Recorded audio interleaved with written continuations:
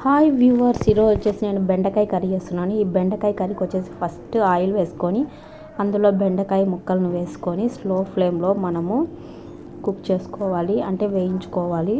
Slow ఫ్లేమ్లోనే మనము వేయించుకోవాలి, ఎందుకంటే హై ఫ్లేమ్లో పెడితే కనుక తొందరగా మాడిపోతాయి, బంకగా అవుతాయి.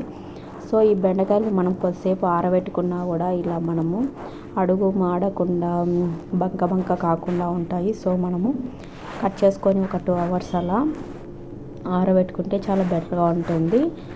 ఇలా ఉన్న తర్వాత మనము బాగా వేగిన తర్వాత వాటిని బెండకాయలను వచ్చేసి పక్కన తీసి పెట్టుకొని నెక్స్ట్ అదే ప్యాన్లో ఆయిల్ పోసుకొని ఆవాలు, జీలకర్ర, ఆనియన్స్, నెక్స్ట్ వచ్చేసి కరివేపాకు ఇవన్నీ వేసేసుకొని బాగా వేయించుకున్న తర్వాత ఇందులోకి అల్లం వెల్లుల్లి పేస్ట్ వేసుకొని బాగా పచ్చివాసన పోయేంత వరకు మగ్గనివ్వాలి. మగ్గనించిన తర్వాత మనం వచ్చేసి టమోటా గుజ్జు అనేది పచ్చి టమోటా గుజ్జును మిక్స్ పట్టుకొని పక్కన పెట్టుకోవాలి. అది వేసేసుకొని దాంట్లోకి సరిపడినంత ఉప్పు, కారం, పసుపు వేసేసుకొని బాగా మగ్గనివ్వాలి.